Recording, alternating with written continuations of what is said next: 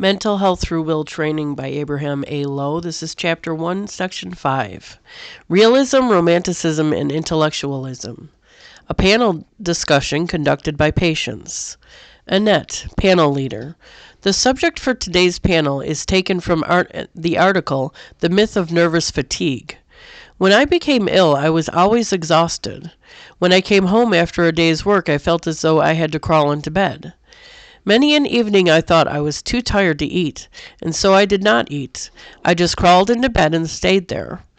The doctor prescribed a program of rest, and I followed it faithfully. Returning from work at about 4 o'clock in the afternoon, I went to bed, and sometimes I slept, and sometimes I did not. I got up for supper and went right back to bed again. The first few days I got a little relief, but very little. Very soon I felt just as tired laying in bed and resting. Of course, I thought the fatigue was physical. I thought I was gradually losing my vitality and resistance. But I went on with the program, spending more and more time in bed and doing fewer and fewer things. But I felt more exhausted than ever. Physicians had told me my condition was that of nervous exhaustion, and I formed the idea that the nerves in my body were exhausted and shriveled and incapable of performing their job. When I came to the Illinois Research Hospital, I was told in classes that my trouble was not fatigue, but self-disgust and discouragement. I didn't like that very well because I knew how my muscles felt, and it didn't just sound right that disgust and discouragement should make me feel exhausted. But as I continued to attend classes, I became convinced that our physician was right, and I learned to be more objective about my symptoms. After I returned home from the hospital, I wanted to move a large piece of furniture and did not want to wait until my husband came home. So I did the job and moved it, and then I decided to move another piece. And when my husband came home, instead of being in a state of exhaustion, I felt fine. After that experience, I was convinced that, as our doctor says, nervous fatigue is in the mind and not in the muscles. Any other example? Gertrude, I have one. The other day I got up early about 5:45 and started my ironing. About 11:30 I felt tired and thought I couldn't go on another minute. I became quite dizzy and had the idea I've got to lay down because if not I'll faint. I thought I was exhausted from being up so early, but in a second I realized that was not really the matter. What was really the matter was that I did not want to finish the ironing. I had a few shirts to do, which I don't enjoy doing. So I said to myself, this is a nervous fatigue, and lying down will not help any, and also will not get the ironing done, and I kept right on. I did not take more than 5 minutes, and the fatigue was gone, so I realized it was a mental fatigue. Annette, do you have experience with this sense of fatigue in previous years? Gertrude, I had it practically all the time when I was first sick. Even on days after I had a good night's sleep, I used to be so fatigued I would lie down and rest. But then I felt just as fatigued no matter how long I rested. I could never figure out the reason till I got my recovery training and learned that this nervous fatigue was nothing to worry about. Now I am interested in things and don't get bored so easily, and so I don't feel fatigued anymore.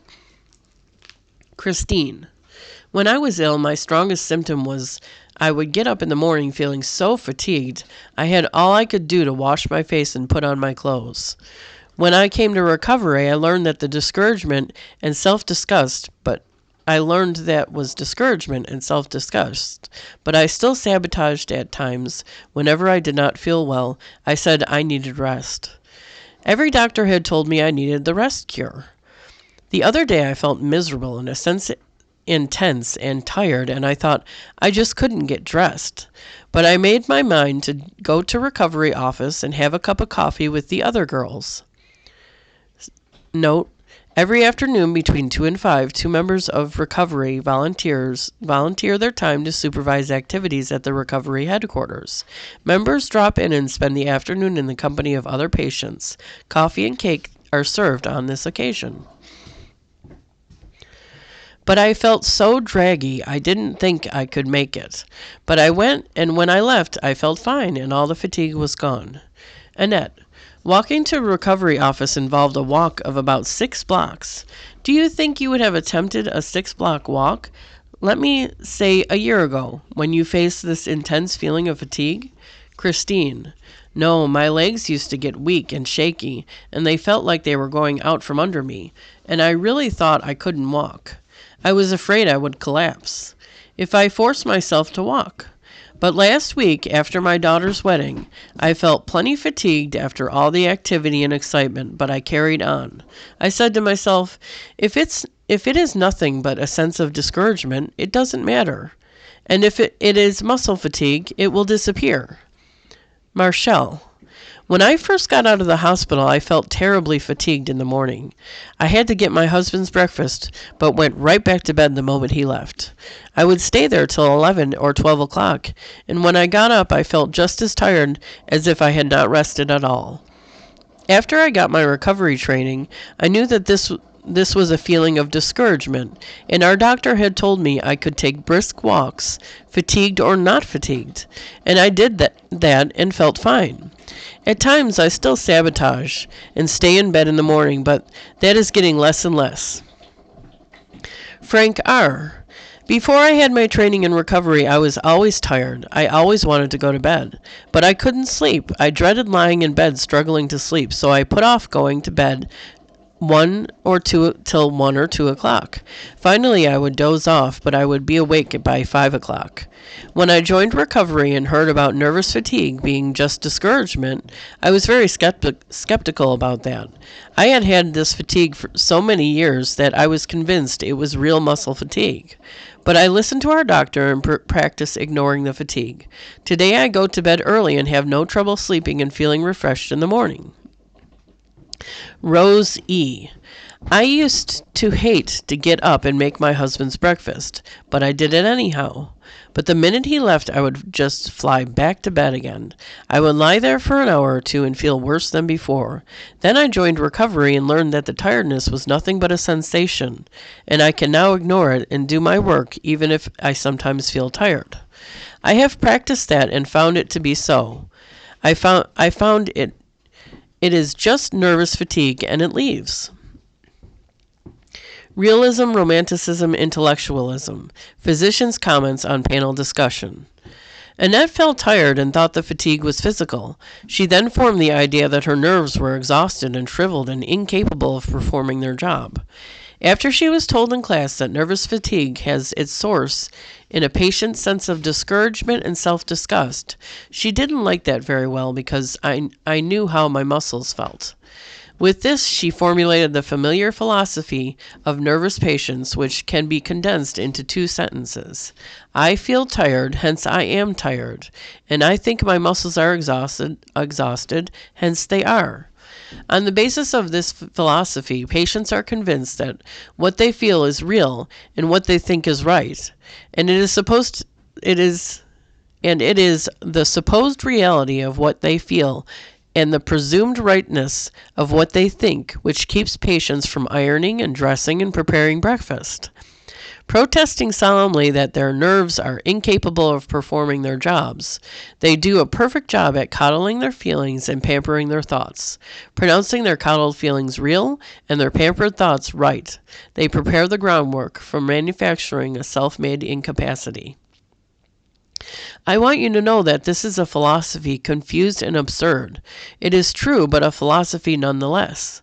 My patients claim they suffer from frightening sensations, empowering impulses, torturing thoughts, and devitalized feelings. But I tell them that this is a half-truth at best, that what they actually suffer from is their philosophy. And in their philosophy is based on the assumption that their spells and tantrums, their feelings are real and their thoughts are right. Well, that is precisely the philosophy of temper. In the ordinary burst of temper, whether it is pre-symptomatic or post-symptomatic, note, about pre-symptomatic and post-symptomatic, see Part 3, page 252. You feel the insult or injury was a real outrage, and you think you are right in considering it a deliberate hurt. If I speak of a philosophy, I do not refer to a complex system of thought as described in textbooks. What I have in mind is what has been called the philosophy of life. Let me add immediately that I know 3 philosophies of this kind only: realism, romanticism, and intellectualism. If in the pursuit of your daily activities you coddle your feelings, you will act as a romantic. If you pamper your thoughts and your conduct will be that of an intellectual. Your behavior will then be governed by feelings whose telltale story has been hastily believed, or by thoughts whose immature suggestions were uncritically accepted. In either case, your action will be guided by the subjective promptings of your inner experiences instead of by the objective requirements of outer reality. If you were a realist, you would give first consideration to the actual facts of the prevailing situation, and would not hesitate to suppress your thoughts or shelve your feelings if you found they conflict with the realities of the situation. I shall illustrate the point presently. You enter a bakery shop intent on buying a cake. The requirements of the situation are such that you must stand in line and wait. No doubt you will not relish the prospect. You will be provoked and will experience irritation, discomfort, and impatience. These are the subjective feelings with which you respond to the realistic facts of the situation. We shall call it the feeling response. Before long, your thoughts process swing into the action. You surmise that the saleslady could certainly move a trifle faster, and the customer who is just being served could indeed speed up her selection without insisting on being shown all varieties of cookies in the showcase. How inconsiderate people are. And what kind of government is this anyhow? A year after VJ Day and still this nuisance of wartime restrictions, scarcities, and rationing? This is your thought response, as intuitive, impulsive, and spontaneous as was your feeling response. I doubt whether any human being endowed with normal sensibilities will avoid the feeling of irritation and the thought of frustration in a situation of this kind. Be he realist, romantic, or intellectual, he will respond with aroused feelings to the imposition and the critical thoughts to persons who prolong and aggravate the frustration. He would not be human if he responded otherwise. In point of inner responses, men are alike. They differ only in their readiness to convert their inner responses into open reactions. The realist is inclined to control his feelings and thought responses. The romantic and intellectual tend to express them. It is all a matter of your philosophy of life. And if your philosophy is realistic, you will exercise control.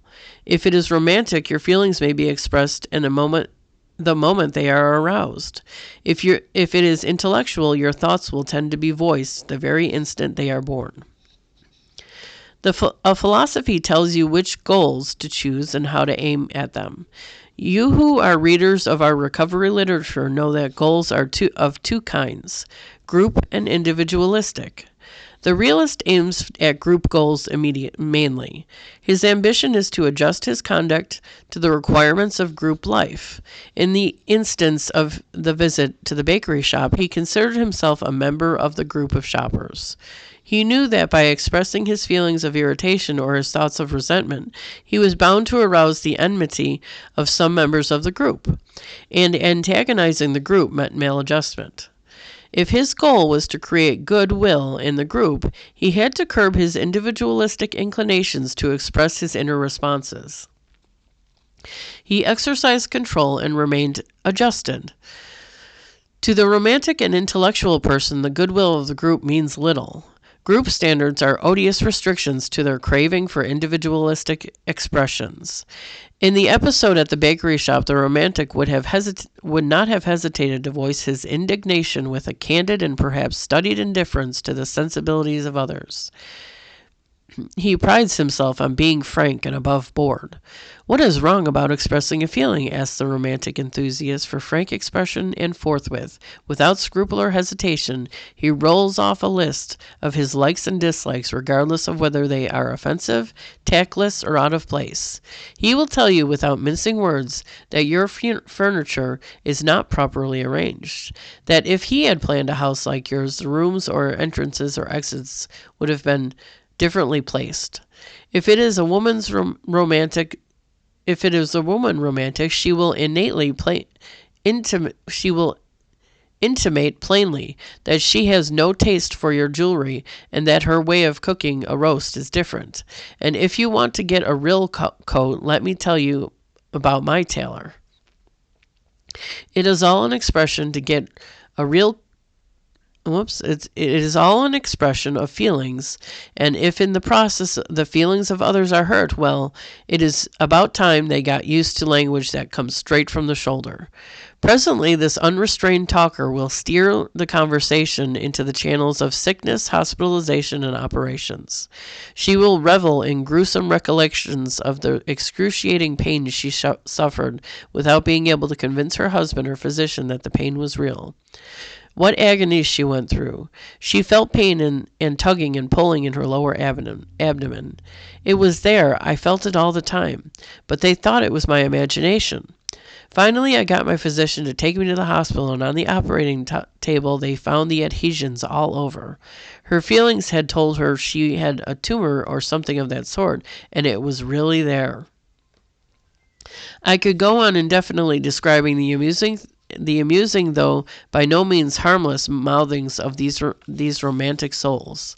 I could portray their lust for complaining and their zeal for being considered a martyr, but it would merely illustrate the fact that their philosophy is one of reckless expression of feelings. These feelings are coddled and treasured and magnified and thrust in at every innocent listener who consents to be an audience. I shall now give you a brief account of the intellectual mentality, the counterpart to the romantic soul. His stock in trade is the insistence, repeated tirelessly and ruthlessly, that he is right and that you better take his advice, that he could have told you how to avoid trouble if you had only cared to listen to him. Thinking that he is right, he promptly assumes that the others are wrong. Hence he delights in correcting the statements and opinions of those about him. He is critical, aggressive, meddlesome, he not only knows things but knows them better than others. His views are advanced and modern. Theirs are stand-pattish and outmoded. His supreme delight is to change things, to reform laws and institutions, to do away with the old, and to create something new. Hence, he is impatient with tradition, customs, and standards. He knows how to arrange things, how to plan them, how to predict and prevent. Enjoying a self-appointed monopoly in correct thinking, he is eager to mend and reform the defective thought processes of others. These others are backward, benighted, and reactionary. He is forward-looking, enlightened, and progressive. The essence of his attitude is that he knows and is right, and that others are ignorant and wrong. And if they are wrong, it is his duty to tell them. There is no resistance about this intellectual. He talks and argues and fights for his opinions. His pet ideal is free speech, not only in political scene, where it might have legitimate place, but also in social and domestic where it merely serves the purpose of shocking settled convictions and established views. Waiting in line at the bakery shop, the intellectual would or might let loose a stirring tirade of criticisms against that bunch of stuffed shirts and the red tape. He might inveigh against the greed of the vested interests and the oppression of the common people. Voicing their thoughts and opinions, particularly if they are shocking to the lethargy or the stand-patters, is a consuming passion with these right-thinking and enlightened intellectuals. I do not wish to be misunderstood to imply that my patients are generally addicted to a romantic or intellectual philosophy of life. Presumably presumably, some of them are, but so are some members of every group. At any rate, I am little concerned about the political, economic, and social views of my patients. What interests me is their philosophy with regards to symptoms and temper. The fact is that my patients, prior to receiving training in recovery, have been stubbornly romantic about their symptoms and emphatically intellectual about their temper. They coddled their defeatist feelings of really being exhausted and of really not having slept a wink in months, and pampered their thoughts of having the right to wail and complain and make extravagant demands on relatives and friends. What the panel members demonstrated convincingly is that persistent and systematic training in the realistic principles of recovery is the superb means of ridding our patients of the pretentious pseudo-philosophies of decadent romanticism and arrogant intellectualism in their dealings with their common inner experiences. That's the end of part 5. Thank you. Join me again soon, and please subscribe.